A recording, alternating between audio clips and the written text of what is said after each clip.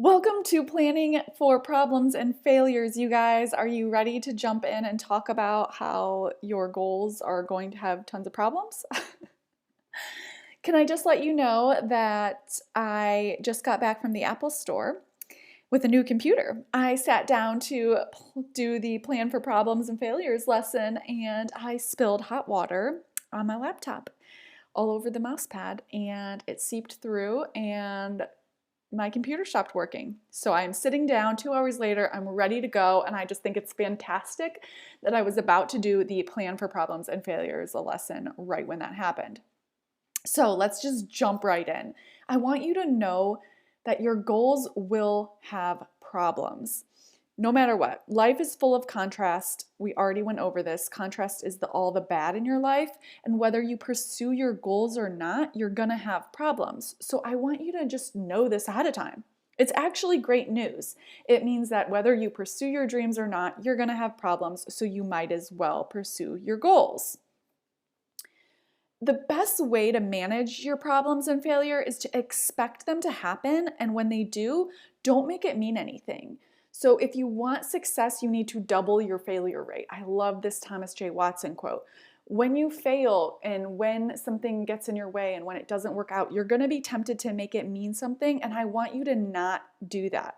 I want you to reframe problems and failure, because when you stop doing that, when you stop making it mean something, then you can just overcome them and persist despite those obstacles. And that's how you get results.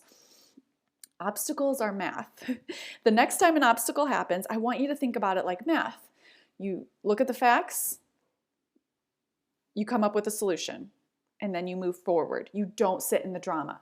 This computer thing is a perfect example. I literally instantly just got up, went to the Apple store, talked to them, looked at my computer, got a new one, came home, uploaded everything. It took a couple hours. It spent a lot of money, but you know what? That's done. There was no other solution. So there's no point in me to sit in self-pity and feel bad about it. It's really just drama if I do that. There's math and then there's drama. So I figured it out. It's done. You got to move on. Seek failure. Oh my goodness. I want you to start documenting your failures, and I want you to try and get 3 a month. Ramit Sethi does this, and he basically says he keeps a document on his computer where he lists his failures for the month. So I want you to do this, and I want you to come up with at least 3 every month. And this way you are seeking failure. And I don't mean failure by not acting. I mean failure by trying and just not making the mark. So putting yourself out there. So there's no place where your problems are gone. And you know this, right? This Tony Robbins quote, if you take it to heart, it will change your life. The biggest problem you have is that you think you shouldn't have any. You are supposed to have problems, and we know this because life was designed this way. So I don't want you to seek goals thinking that your life is going to be better and problem-free. You seek goals because you just want to evolve as a person, and it gives you something to focus on, and you care about designing your dream life. But you know that you're responsible for your own happiness and that there's going to be problems along the way, no matter what. Your problems are forever. I love this. I don't know anyone who doesn't think they have problems. Like, everyone has problems. It's just life. And that's beautiful. That's just what life is. Sometimes really bad things are going to happen. Not just a computer, but whatever. A heartbreak, death, traumatic event, sickness. And it is going to be like you are just punched in the gut. And I want you to remember that this makes you human. And I want you to practice experiencing the emotion and trust that the emotion won't last forever and you will get through it. An example I have is major heartbreak. And I went through this 6 months ago and I was devastated. The worst thing I've ever gone through. And I didn't learn this till afterwards, but I believe it now.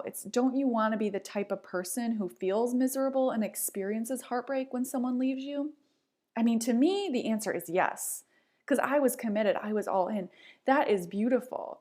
I want to be that type of person, right? It would be weird to me as a person in my own integrity if I wasn't heartbroken when someone left me. Well, then I wasn't ever committed like that, So you really got to be grateful in a way that you have all of the emotions that makes you human, even though during that time you're going to be miserable and not feeling that way. When you get past it, you'll be grateful for it.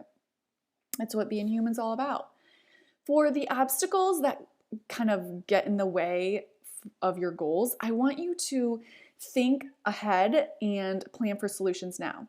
So if there are things that you can anticipate getting in your way, like you've tried this before, or you can kind of foresee what would be some obstacles, I want you to brainstorm what obstacles would happen, and I want you to brainstorm how you're going to respond. Now, of course, there's going to be things you can't plan for. You're going to spill hot water on your keyboard and have to go buy a new computer. You can't exactly plan for that, but that's why you have an emergency fund, or that's why you have extra whatever it is in your situation. You need to make sure that you are as prepared to overcome these obstacles as possible. When a problem happens, I want you to go to the problems module in this course and use the specific exercises for acknowledging and solving your problems. I don't want you to victimize yourself. Don't make your problem mean something it doesn't. And when I use the word victimize here, I want you to be really, really aware of how I'm using it. You can be a victim and not adopt a victim mentality. So if you're hit by a car, I mean, technically you're a victim of a car accident. You did not do anything. Like, that's literally, you're a victim of that situation. But if you are obsessing in this mindset of poor me, I got hit by a car, I don't have money, I can't fix this, why does this always happen to me, my life is happening to me, instead of a different mentality where you're not a victim, where you are taking responsibility for your life and for the solution, not for causing the accident, you didn't cause the accident, but for finding a solution. And that solution might be pursuing having the other person pay, but you're not sitting in self-pity and thinking your life is always happening to you. Do you see the difference? Because it's everything. The difference is taking ownership and responsibility for your life even when bad things happen. Because they're supposed to happen. How do we know? Because they always do, because that's life. Don't make your problem mean something it doesn't. Focus on asking questions when a problem happens. Ask yourself, how can this make me stronger? What can I learn from this? What does this make possible? When you're pursuing your goals, these are great questions to ask when it gets in the way, when an obstacle comes along. Okay, in summary, there's going to be obstacles, there's going to be problems, there's going to be failures, and how do we know that's how life was designed? You're going to be tempted in these tough times to make them mean something negative about you, and I want you to not do that. I want you to work through all of the problems and push forward. I want you to plan as much as possible for problems to happen and not let it stop you. You are strong enough to keep going and pursue your goals. I know it. Okay, I will see you in the next lesson.